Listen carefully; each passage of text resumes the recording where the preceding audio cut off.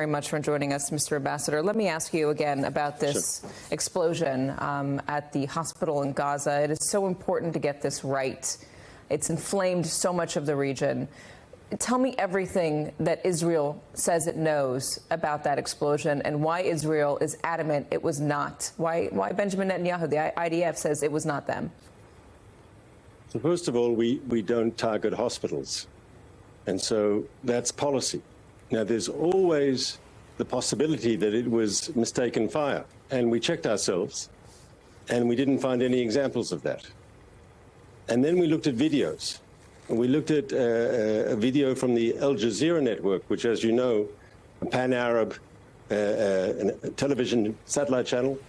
And they're not particularly friendly to Israel. And they had a video that showed the missiles going up and over the hospital and one falling. There was an Israeli video that corroborated the same thing taken on our side of the frontier. All this is public information. You can look at the videos yourself. And we also had an intelligence intercept of 2 Hamas operatives talking, where they actually admit that they know that this was an Islamic Jihad rocket. Now, this is not a surprise. In the past, we've seen many of the rockets of Islamic Jihad malfunction. Some people have put the statistics up in close to 30%. And they malfunction, they fall short, and they land in Gaza, and sometimes with fatalities. There was a documented case in the last round of fighting in 2022. There was an Islamic Jihad rocket that landed on a refugee camp inside the Gaza Strip. Obviously, it was aimed at us. And at the time, of course, everyone said Israel, Israel, Israel. And at the time, we also proved conclusively, there was video images, seeing the rocket take off, the trajectory and the malfunction, it falling on the neighborhood. That was the case this time. You shouldn't be surprised that if Hamas, of course, I mean, to be frank, we've seen how brutal they are. We see they have no qualms about killing innocent people. And so I don't think you should be surprised that they have no qualms about being very, very liberal, very, very untruthful. Liberal and what I'm trying to say, they were very loose with the facts. Dishonest, I think, is the word you were looking for as well. Let me ask you respectfully about credibility here. And I know our reporter Stephanie Goss just mentioned it. I'm sure you've heard it. Israel has walked back claims that it did not do something before, most notably, pretty recently, the killing of a Palestinian-American journalist, Shireen Abu Akleh, last year. IDF said it wasn't them. It was Palestinian fire. It was the IDF. Is there a credibility problem here? When you say you didn't do something, maybe there's a lot of people in the Arab street who say, hey, listen, you've said that before and it wasn't true. So first of all, I'll ask you the first question. And you've got a democratic country which has checks and balances, and you've got a terrorist group. And you have to ask yourself, who is more credible? That's the first thing. The second thing we have to ask is I can give you documented cases in the past where we've made a mistake, and after investigation, we've admitted to the mistake. There was a case in one of the previous rounds of fighting where there were 3 boys on the beach in Gaza and they were killed. We investigated and we did release a statement saying it was a target was misidentified and they were killed by Israeli fire. So when we make a mistake, we do admit it. On the case of that particular journalist, there is still a question mark whether it was Israeli fire or Palestinian fire. We say it's possible it was Israeli fire, but we're still not sure. And the truth is no one is sure. There was, as you know, also an American investigation, and that was also inconclusive. So you've got to be careful about the case of the journalist Shireen Abu Akleh as well. It's not conclusive who was responsible for her death until today. Let me ask you about the aid getting into Gaza. I know Benjamin Netanyahu agreed to not block aid from coming into Egypt. It's still not clear when that's going to happen. There are a lot of people who look at the suffering in Gaza right now of the people, not of Hamas, but of the people drinking toilet water, for instance, in order to survive. And they'll ask Israel, I understand the grief and the anger and the desire to root out Hamas. I don't understand why all of Gaza, including the 2 million civilians, have to suffer for it as well. So the Israeli position is as follows. The borders between Israel and Gaza will remain closed.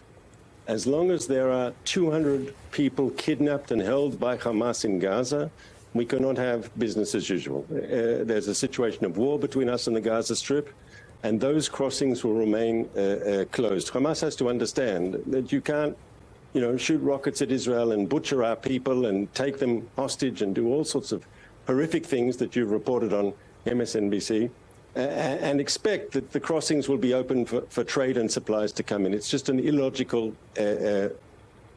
expectation.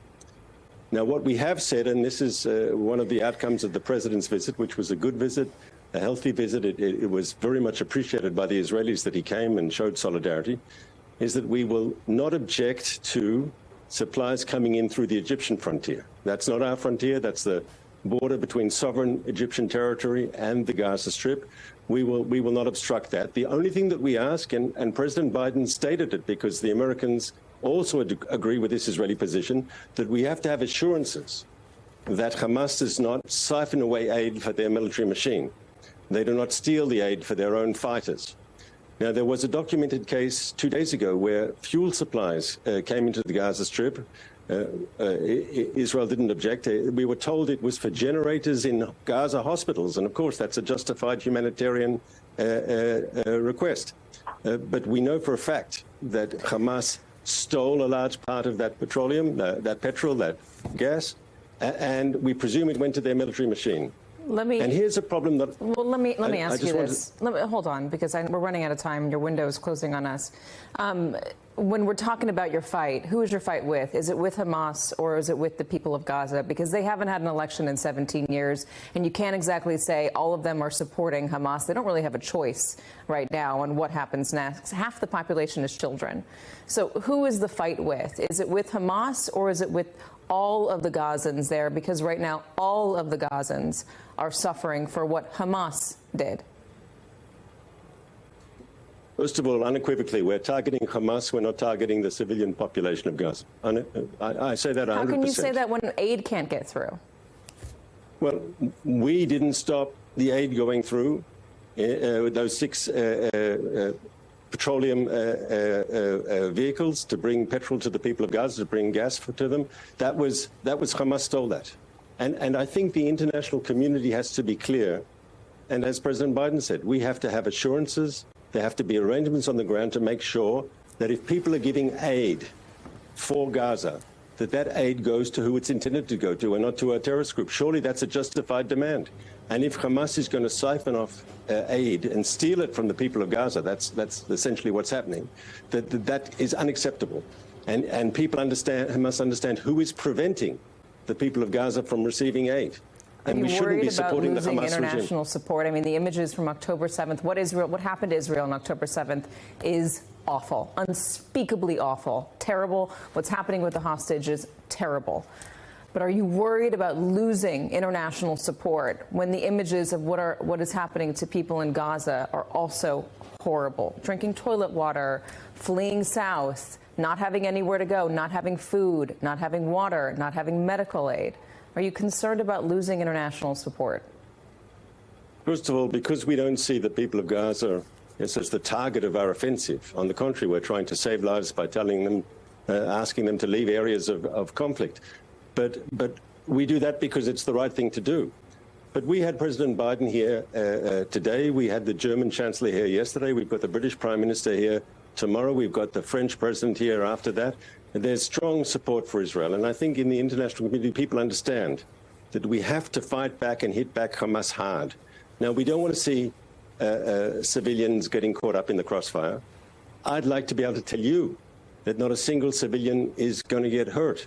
Unfortunately, I can't make that promise, not because I'm an evil person, but because in every conflict in recent history, there's not been a war without civilians getting hurt. But what I can promise you is this: we will make a maximum effort, just as the United States would, just as other democratic countries would, to prevent civilian casualties. That's not in our interest. We don't want it. We will make a maximum effort to avoid it. Mr. But here we have to say... Very quickly... I just want to say... Go ahead. Please. Go ahead. I was just going to say that Hamas, if our goal is minimum civilian harm, it's clear that Hamas is using the Gaza population, the civilian population, as a human shield. And they are actually, when we're asking Gazan civilians to vacate areas of fighting to save themselves, not to get caught up in the crossfire, Hamas is demanding that they stay, saying they must become martyrs for the cause, putting up roadblocks, preventing people to evacuate future combat zones. It shows, I think, what Hamas thinks about the people of Gaza. They want to sacrifice them all on their crazy extremist agenda. Let me ask you very quickly about the hostages. Hamas leadership or an official told NBC News that if you stop the bombing, they'll release all civilian hostages. Is that even on the table? On the contrary, they have to release the hostages unconditionally.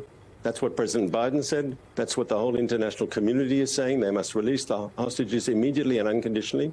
In the meantime, before they do that, there should be Red Cross visits to the hostages.